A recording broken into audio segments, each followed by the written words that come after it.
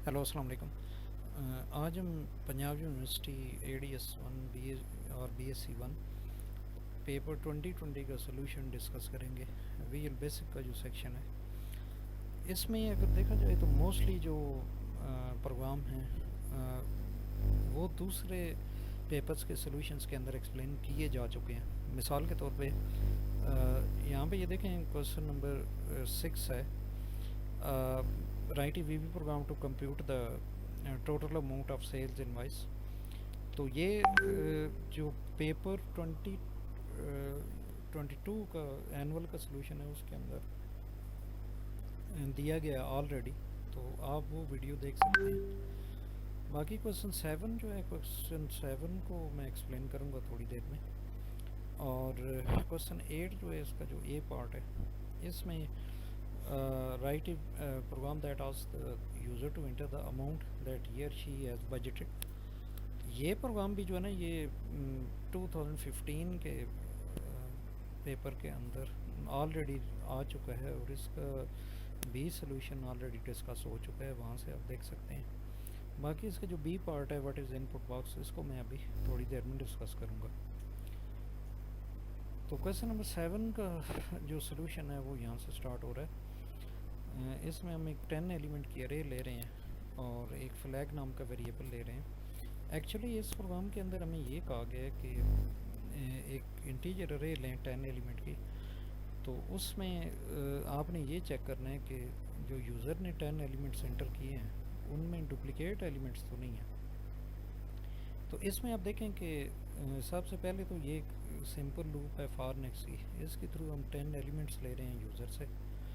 उसके बाद नेक्स्ट जो ये लाइंस ऑफ कोड है, इसकी मदद से हम जस्ट ये कर रहे हैं कि जो ऑलरेडी हम स्टोर करा चुके हैं 10 एलिमेंट्स, उनको प्रिंट कर रहे हैं।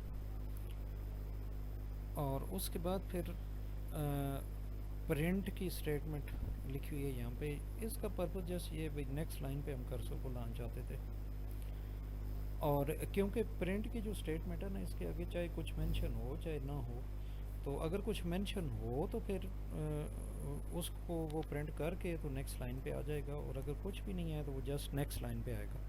तो इसका कोई और मकसद नहीं है। एक्चुअल जो इस प्रॉब्लम को डील कर रही है वो ये नेस्टेड लूप है। यहाँ पे ना हम कर ये रहे हैं भाई, जो आउटर लूप है वो एक एलिमेंट पिक करती है अरे में से, मिसाल तौर पे फर्स्ट एलिमेंट, और जो इनर लूप है वो उस फर्स्ट एलिमेंट को छोड़ के बाकी जितने एलिमेंट्स हैं उनके साथ बारी बारी उस फर्स्ट एलिमेंट को कंपेयर करती है। तो कहीं भी अगर फर्स्ट एलिमेंट जो है वो बाकियों में से किसी एक के साथ भी कंपेयर हो जाता है तो इट मीन्स के दे आर डुप्लीकेट। तो यहाँ पे ये देखें कि for I is equal to 0 to 9, I की वैल्यू 0 है यानी फर्स्ट एलिमेंट को लिया जा रहा है, और for J is equal to I plus 1 to 9, I plus 1 का मतलब क्या होगा, सेकंड एलिमेंट। तो अब यहाँ पे एक सिंपल इफ़ की स्टेटमेंट है, कंपैरिजन किया जा रहा है कि if A R R of I means के जो फर्स्ट एलिमेंट है, एलिमेंट 0 है, वो अगर ए आर आर ऑफ जे यानी सेकंड एलिमेंट के इक्वल है तो फिर क्या होना चाहिए, फ्लैग इक्वल टू 1 होना चाहिए और एग्ज़िट फार हो जाना चाहिए। मींस के फिर ये इनर लूप जो है टर्मिनेट हो जानी चाहिए, और एक फ्लैग वेरिएबल है जिसकी वैल्यू 1 सेट की जा रही है। इसका एक मकसद तो ये है कि जब वो इनर लूप को एग्ज़िट करके जाएगा ना, तो फिर आउटर लूप को भी एग्ज़िट हो जाना चाहिए। इसलिए यहाँ पे इनर लूप के नेक्स्ट के बाद हम यहाँ चेक करा रहे हैं कि अगर फ्लैग की वैल्यू 1 है तो फिर क्या वो करे, फिर आउटर लूप से भी एग्ज़िट कर दे। और होना भी ऐसे ही चाहिए, क्योंकि हमने बेसिकली इस प्रोग्राम के अंदर ये पूछा गया था कि कोई भी एलिमेंट दो जो है ना वो डुप्लिकेट हो रहे हैं या आपस में, यानी कंपेयर हो रहे हैं या नहीं हो रहे, और डुप्लिकेट हैं या नहीं है।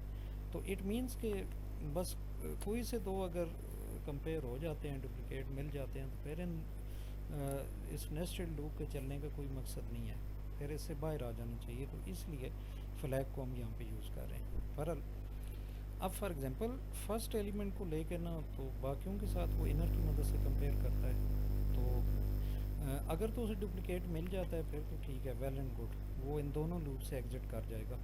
और यहाँ पे चेक वो ये करेगा कि अगर फ्लैग की वैल्यू 1 है तो फिर वो अरे कंटेन्स डुप्लिकेट एलिमेंट्स, ये वाला मैसेज वो प्रिंट करे। अदरवाइज़ अगर फ्लैग की वैल्यू ज़ीरो है तो फिर वो ये प्रिंट करे कि डुप्लिकेट फाउंड नहीं हुए।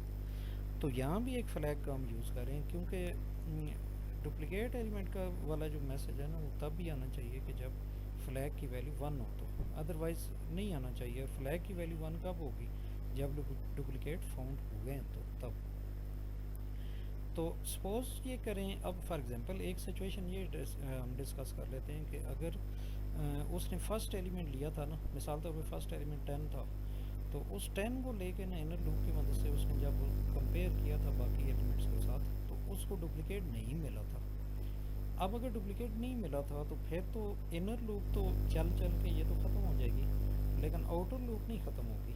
आउटर लूप फिर एक इंक्रीमेंट होगी, आई की वैल्यू 1 होगी, यानी फिर वो फर्स्ट एलिमेंट को छोड़ के ना सेकंड पे आ जाएगा। अब यानी आई की वैल्यू 1 हो जाएगी और सेकंड एलिमेंट, और जे जो है आई प्लस वन मीन्स के थर्ड एलिमेंट हो जाएगा, क्योंकि अब आई की वैल्यू 1 है तो 1 + 1 2 हो जाएगा, तो इंडेक्स 2 मीन्स के ये थर्ड एलिमेंट बनता है। तो अब एलिमेंट 2 को लेकर ना इनर लूप बार बार चलेगी और बाकी के सारे एलिमेंट के साथ कंपेयर करेगी। फॉर एग्जांपल सेकंड जो एलिमेंट है वो 3 है, तो अब 3 को लेके वो बाकी एलिमेंट के साथ कंपेयर करेगी। तो इन केस अगर डुप्लिकेट आ जाता है तो वो दोनों लूप से एग्ज़िट कर जाएगा और प्रॉपर मैसेज डिस्प्ले होगा कि अरे कंटेन्स डुप्लिकेट एलिमेंट्स। अच्छा, अब क्वेश्चन 8 के बी पार्ट पे आ जाएं। बी पार्ट में जस्ट ये कहा गया था भी इनपुट बॉक्स को डिफ़ाइन करें और उसकी सिंटेक्स लिखें, और फिर हमें ये कहा गया भी एक लाइंस ऑफ कोड लिखें कुछ, जिसमें आप यूज़र से उसका नाम इंटर करने को कह रहे हैं और फिर उसके नेम के स्पेलिंग्स भी जो है ना वो भी फाइंड करने हैं। तो जहाँ तक डेफिनेशन की बात है और सिंटेक्स की, ये तो एक कॉमन सी चीज़ है और किसी भी बुक के अंदर मिल जाएगी। फॉर एग्जांपल आईटी सीरीज़ की बुक के अंदर ये आपको मिल जाएगी, वीबी प्रोग्रामिंग की जो बुक है। तो बाकी की जो कोडिंग है ना वो यहाँ पे मैंने लिखी है कि dimension my name as string variable एक लिया, तो my name is equal to input box enter your name. Name हम इंटर कर रहे हैं, यूज़र से ले रहे हैं, और उसके बाद हम क्या कर रहे हैं कि ये मैसेज प्रिंट करा रहे हैं पहले तो कि total number of characters in the name, और उसके बाद ये len फंक्शन हम यूज़ कर रहे हैं, स्ट्रिंग फंक्शन। तो len फंक्शन जो है या len फंक्शन, इसका पर्पस जस्ट इतना है कि ये रिटर्न करता है टोटल नंबर ऑफ़ कैरेक्टर्स किसी भी स्ट्रिंग वेरिएबल के अंदर। तो ये जो आउटपुट है ये कुछ इस तरह से आएगी कि total number of characters in the name equal to, मिसाल के तौर पे 10, अगर 10 जो है वो स्पेलिंग्स का नाम है, तो अदरवाइज़ जो भी उसकी लेंथ है ना वो प्रिंट हो जाएगी।